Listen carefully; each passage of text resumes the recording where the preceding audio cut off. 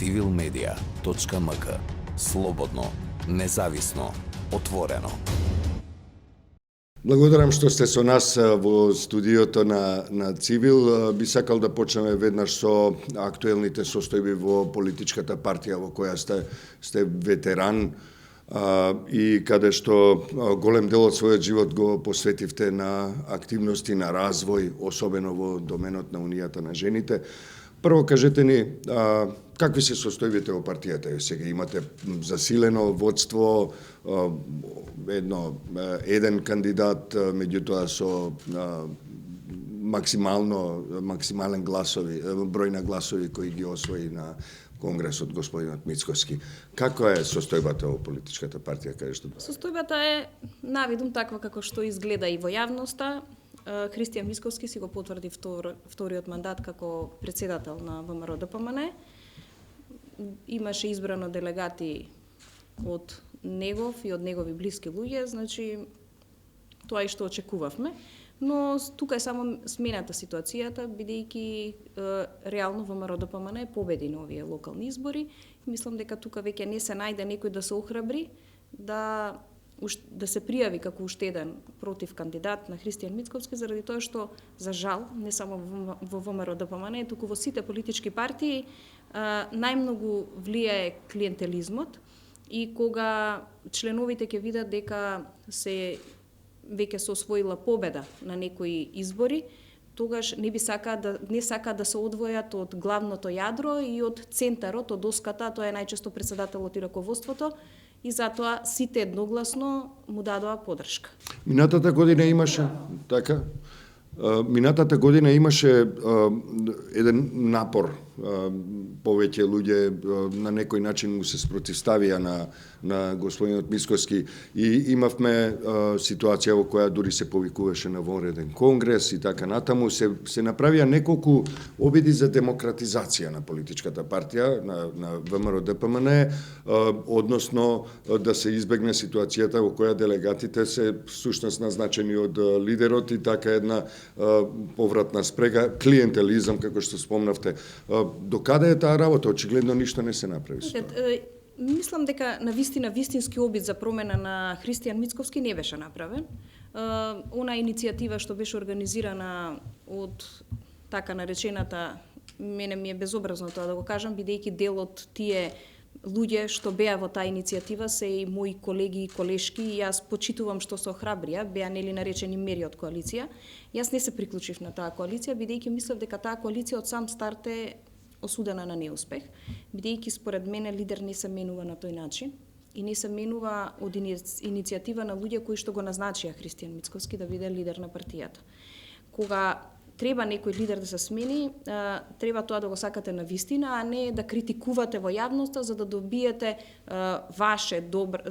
ваша добра позиција во рамки на партијата. Најчесто и луѓето кои што излегуваат да критикуваат, зборувам за дел, не веруваат дека ќе се направи промена на Христијан Мицкоски и многу малце се охрабрија, за жал.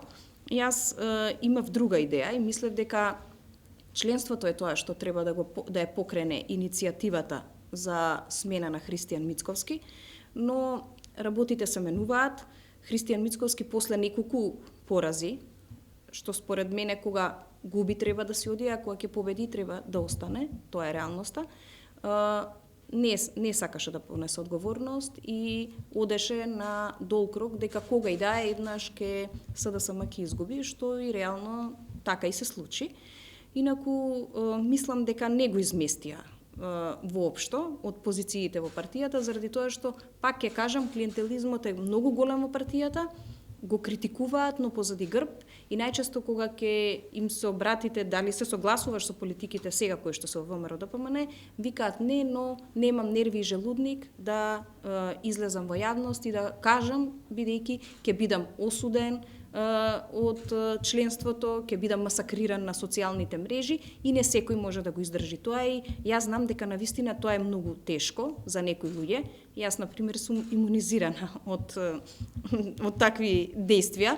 Мене, таков однос према мене имале и СДСМ кога биле опозиција, сега и ВМРО ДПМН, но ми е многу жал што многу луѓе кои што ги знам дека се многу квалитетни и кои што би се охрабрили да се вклучат во политика, не се вклучуваат баш заради таквите состојби во нашата држава.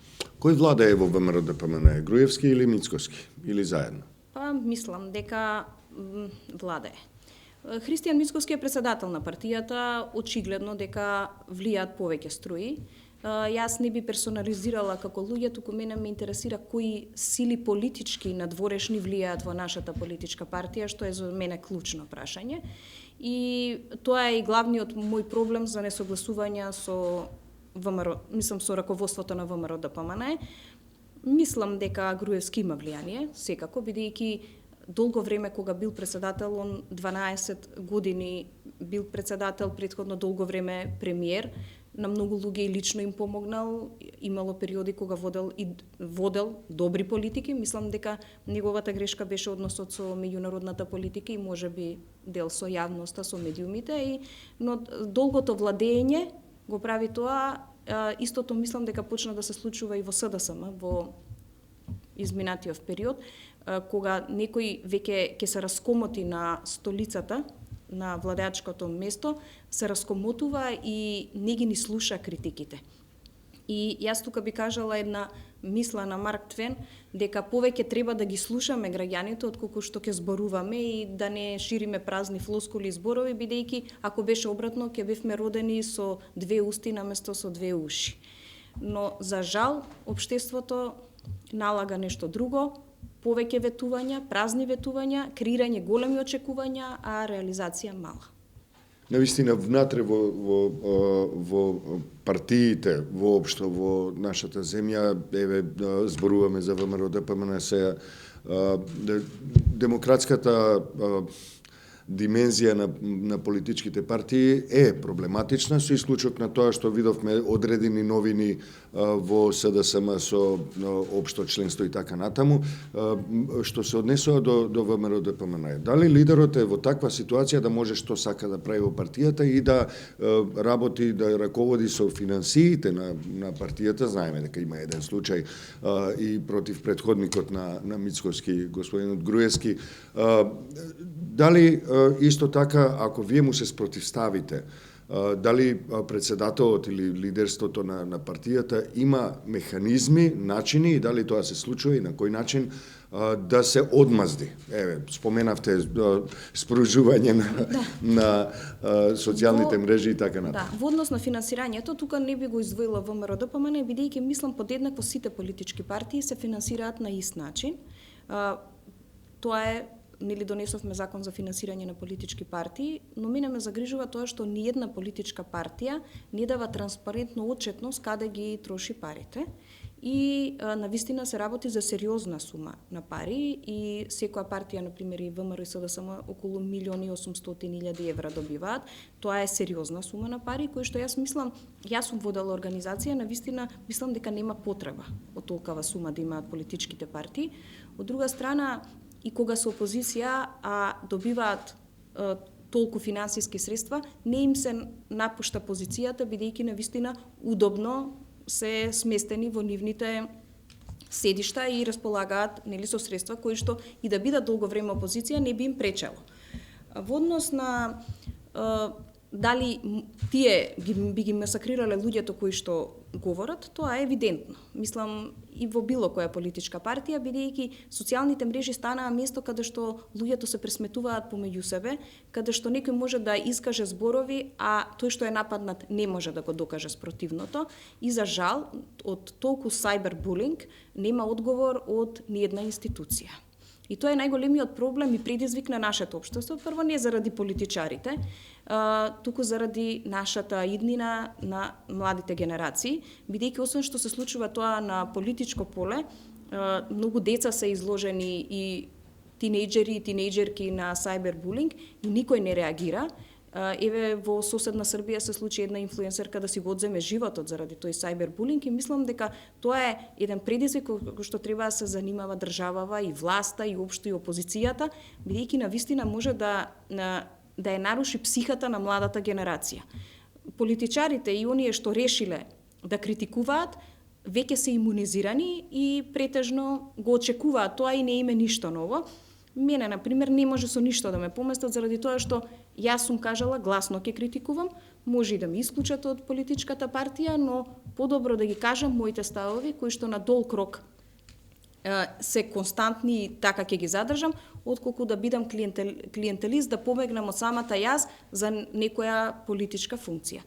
Кога ја дадов оставката од партијата, се ветив дека никогаш повеќе нема да се однесувам како некој друг ке ми наложи. Нормално треба да се почитува програмата и идеологијата на која што партија си припаѓал, бидејќи кога стануваш член знаеш која е идеологијата и политичката програма, но сепак треба да има демократија, бидејќи ние сме различни индивидуи и различно се изразуваме, различно мислиме и тоа е уствари убавината на едно општество и на едно политичко делување, различни мисли да донесат до една иста цел која што ќе биде во интерес на граѓаните на држава.